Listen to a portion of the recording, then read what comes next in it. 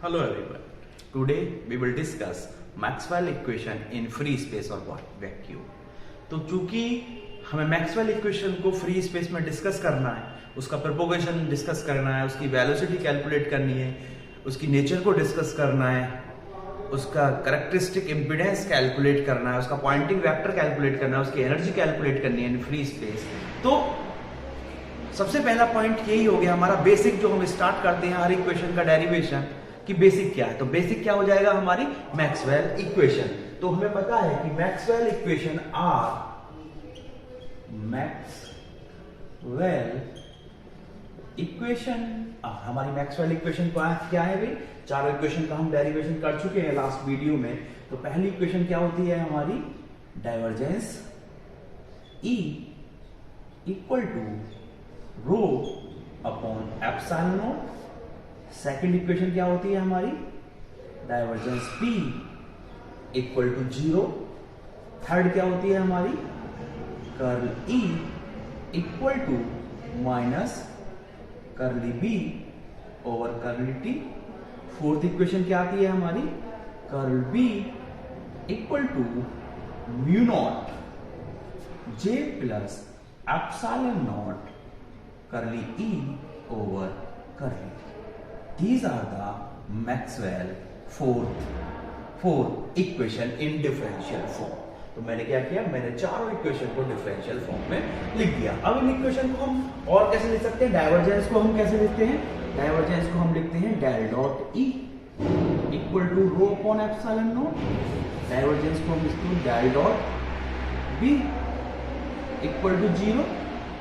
और कर्ल को क्या लिख सकते हैं? कर्ल को लिखते हैं del cross E equal to minus curly B over curly T।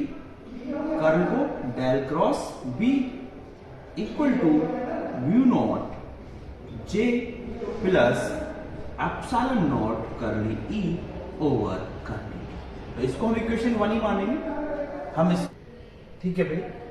तो हम ये कह सकते हैं कि भाई ये मैंने इनको मैथमेटिकल फॉर्म में लिख दिया है, आप इसको लिख दो या इसको लिख दो, यहां से भी स्टार्ट कर सकते हैं। आप कह सकते हैं मैक्सवेल इक्वेशन आर और आप यहां से स्टार्ट कर देना, इसको लिखने की कोई जरूरत नहीं, ठीक है भाई। और एक स्टेप बढ़ाना है तो आप इसको लेके चल सकते हो। तो मैक्सवेल ने जब ये इक्वेशन दी और ये कंक्लूड किया, उन्होंने दिया, इनको एक्सप्लेन किया, जब इनका फिजिकल सिग्निफिकेंस और एक्सप्लेनेशन दी, उन्होंने कहा कि जो ये फ्री स्पेस है, वैक्यूम है, इसमें आपकी जो मैग्नेटिक फील्ड है और इलेक्ट्रिक फील्ड है वो स्प्रेड होते हैं, ठीक है भाई।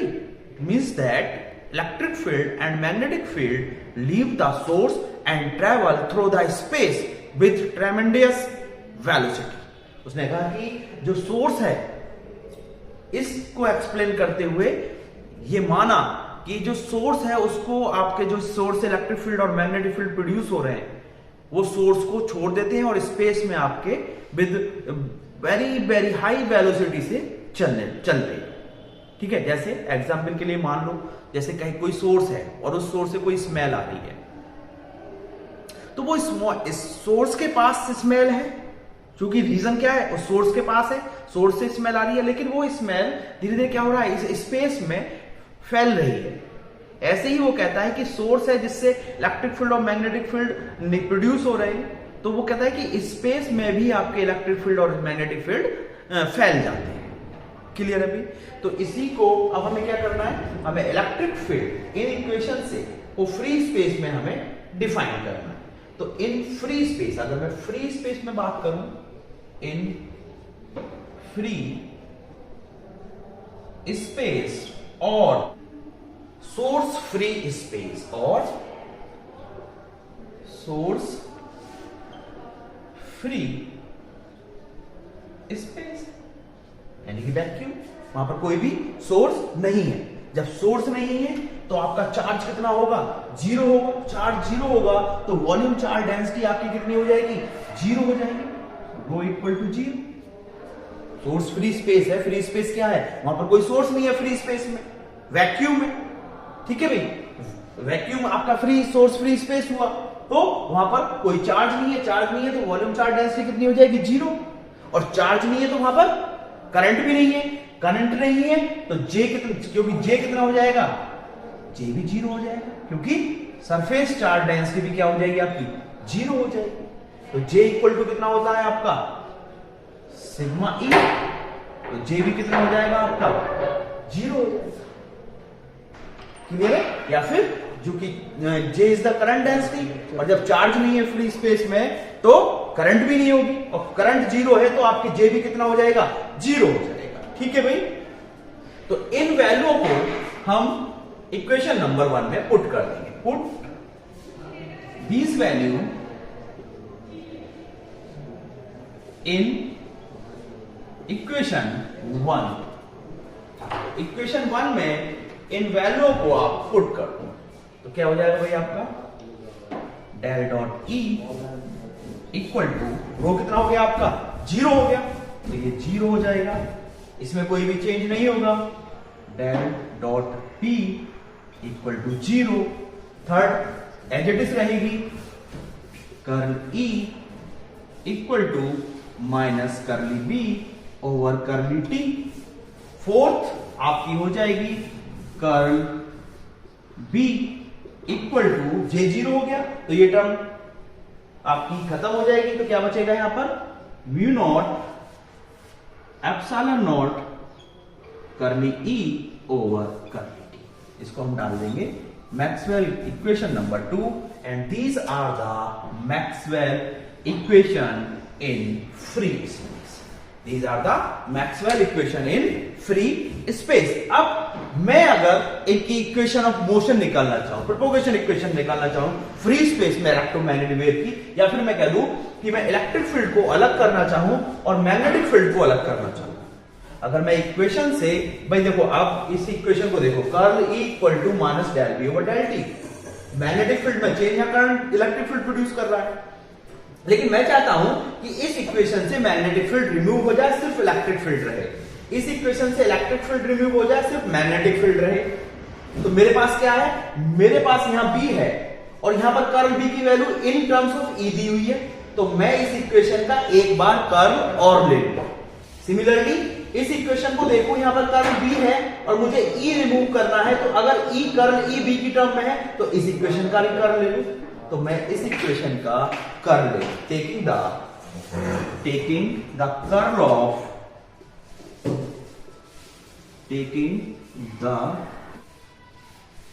Of equation, curl of Maxwell कर दो, curl of Maxwell third equation in free space, यानी मैक्सवेल की जो थर्ड इक्वेशन है फ्री स्पेस में, उसका एक बार कर्ल ले लो। क्या हो जाएगा आपका, कर्ल, ऑलरेडी कर्ल E तो है, curl of curl E equal to curl of minus curly B over curly T। Clear है भाई? Curl of curl E equal to curl of minus curly B over curly T। ठीक है भाई। अगर according to vector identity, according to vector identity, curl of a curl of a curl vector, curl of a curl is क्या होता है आपका, का grad divergence A minus del dot del ए। क्या होता है, ये होता है, मैं बता देता हूं इस साइड में क्या, इसको याद करने के लिए, grad divergence A minus del dot del A. Curl of A vector is grad divergence A minus del dot del A, या फिर कह सकते हैं ग्रेड डाइवर्जेंस A, डायरेक्ट याद कर लो, minus del square A. Curl of curl A is grad divergence A minus del square A. Clear है भाई? तो ये वैल्यू जो है आपकी, ये वाली वैल्यू कितनी हो जाएगी आपकी, ये वाली वैल्यू हो जाएगी डेल स्क्वायर। ठीक है भाई। अब आप क्या करोगे, इसको कर्ल ऑफ कर्ल E की जगह अप्लाई कर दोगे, तो कर्ल ऑफ कर्ल E यानी कि del into del dot E, del dot del dot E minus del square E equal to minus बाहर ले लो और डेल ओवर डेल टी भी बाहर ले लो, क्या हो जाएगा ये minus del over del T of curl B. हम कर्ल बी तो लाना चाहते थे, ठीक है भाई। तो चूंकि हम यहां पर क्या हो रहा है, पहले हम पार्शियल डिफरेंशिएशन कर रहे हैं बी का, फिर कर्ल ले रहे हैं। अब हमने क्या कर दिया, पहले कर्ल ले रहे हैं फिर उसको पार्शियली डिफरेंशिएट कर रहे हैं, ठीक है भाई। अब आपको किस किस की वैल्यू चाहिए, डाइवर्जेंस ई की वैल्यू चाहिए और कर्ल बी की। तो इक्वेशन 2 से डाइवर्जेंस ई कितना है आपका 0 और कर्ल बी कितना है आपका mu not epsilon del E over del T. तो फ्रॉम इक्वेशन 2 डाइवर्जेंस ई चाहिए हमें, डाइवर्जेंस ई आपका 0 है एंड कर्ल बी चाहिए आपका, और कर्ल बी की वैल्यू कितनी है आपकी mu not epsilon naught del E over del T, ठीक है भाई। इन दोनों वैल्यू को इस इक्वेशन में पुट कर दो। तो जैसे हम पुट करेंगे ये वैल्यू कितनी हो जाएगी आपकी 0 minus del square E equal to minus del over del T. Curl B की वैल्यू कितनी हो जाएगी आपकी mu not epsilon naught del E over del T, ठीक है भाई। नेगेटिव नेगेटिव से कैंसिल आउट हो जाएगा, तो ये कितना आ जाएगा आपका del square E equal to mu not epsilon naught constant है, बाहर आ जाएंगे, mu not epsilon naught del square E over del T. Equation number 3, this is the second order partial differential equation, ठीक है भाई। तो ये क्या आ गई, ये सिमिलर, ये इक्वेशन हमने कहीं देखी है, अगर आप इसे ध्यान से देखोगे तो ये इक्वेशन कहीं ना कहीं आपने देखी है, equation of motion of a wave. लेकिन वहां पर क्या था, वहां पर डेल की जगह क्या था, आप क्या देखते थे, del square over del x square, एक ही पार्टिकल देखते थे। तो बट डेल स्क्वायर क्या है यहां पर del square is Laplacian operator which is 3 dimension और whose value is del square over del x square plus del square over del y square plus del square over del z square. Clear है। तो del square is the Laplacian operator. तो वहां पे similar equation है जो कि wave की equation थी। सिमिलरली अगर हम इन टर्म्स ऑफ बी चाहें, equation of motion in terms of B, तो हमें ई को रिमूव करना पड़ेगा। सिमिलरली हम इक्वेशन 2 में जो ये मैक्सवेल की फोर्थ इक्वेशन है, सिमिलरली उसका कर लेंगे, सेम प्रोसीजर रिपीट करेंगे और हमें सेम इक्वेशन मिल जाएगी इन टर्म्स ऑफ बी। तो taking curl of Maxwell fourth equation in free space, यहां पर सिमिलरली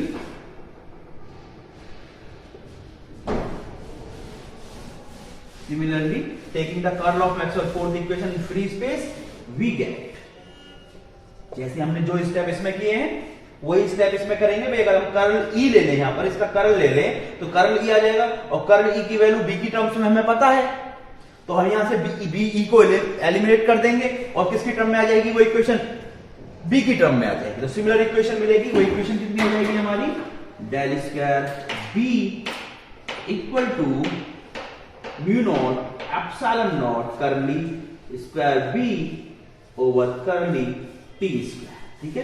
तो this is the Maxwell propagation of equation electromagnetic wave in terms of electric field and in terms of magnetic field.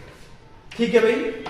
यदि Maxwell ये concept of displacement current use नहीं करता, अगर Maxwell concept of displacement current use नहीं करता, यानी कि ये टर्म आपकी क्या हो जाती, जीरो हो जाती, ये टर्म आपकी जीरो हो जाती।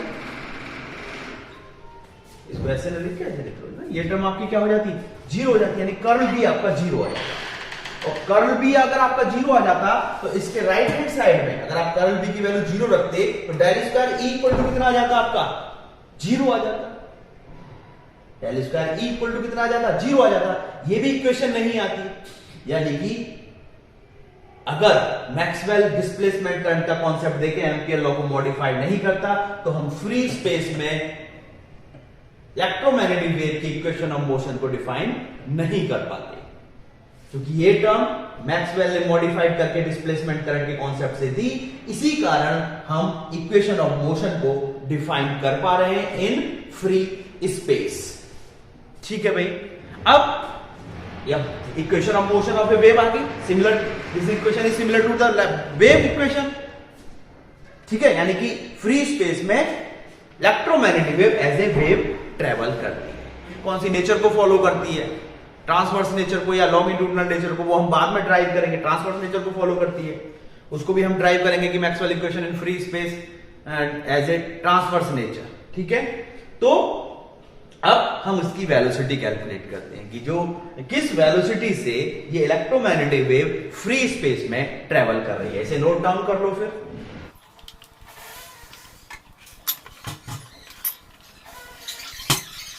तो अब with what velocity electromagnetic wave travel in free space।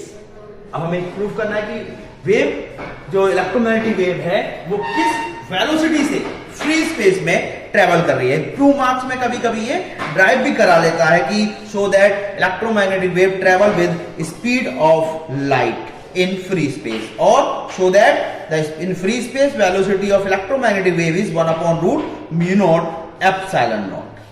ठीक है भाई। वेव इक्वेशन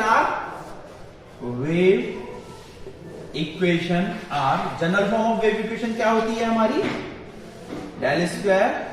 अगर मैं 3 डायमेंशन में लिखूं तो वैसे तो 1 डायमेंशन में क्या लिखते हैं हम, del square Y over del x square equal to 1/v square del square Y over del T square in 1 dimension. अगर मैं इसकी 3 डायमेंशन में बात करूं तो ये क्या हो जाएगी, del square Y equal to 1/v square del square Y over del T square in 3 dimension. Equation number 5। Equation 3, 4 और 5 को कंपेयर करो। लेफ्ट हैंड साइड देखो, इसमें लाप्लासियन ऑपरेटर है, इसमें भी लाप्लासियन ऑपरेटर है, बोथ इक्वेशन में 3 and 4। राइट हैंड साइड देखेंगे तो सेकंड ऑर्डर डेरिवेटिव है आपका डिफरेंशिएशन टाइम के रेस्पेक्ट में, इसमें भी और इसमें भी। इसका मतलब क्या है कि this value is equal to this value, और दोनों वैल्यू क्या है, सेम है। ये दोनों वैल्यू क्या है, सेम है, यानी कि ये वैल्यू जो है इसके बराबर है 1/v square equal to mu not epsilon not. तो v स्क्वायर की वैल्यू कितनी हो जाएगी आपकी, 1/म्यू नॉट एप्सिलॉन नॉट। तो यहां से b की वैल्यू बता दो भाई, तो b की वैल्यू कितनी हो जाएगी, one by root mu not epsilon not. तो इसी को कभी कभी वो प्रूफ करा देगा, so that the velocity of electromagnetic wave in free space is one by root mu not epsilon nought. अगर हम इन कांस्टेंट की वैल्यू पुट कर दें, इफ म्यू नॉट की वैल्यू कितनी होती है आपकी, 4 पाई इंटू 10⁻⁷ और एप्सिलॉन नॉट की 8.85 इंटू 10⁻⁻12।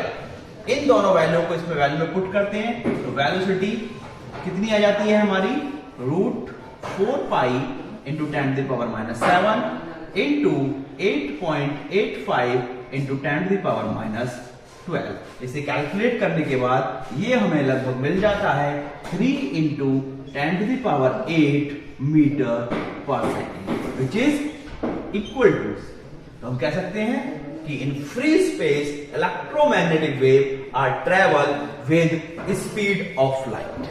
क्लियर है भाई?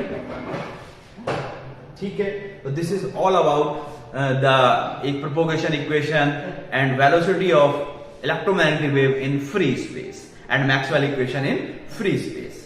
इसका remaining part transverse nature, characteristic impedance हम नेक्स्ट वीडियो में डिस्कस करेंगे। कोई डाउट है तो कमेंट जरूर करें। Thank you.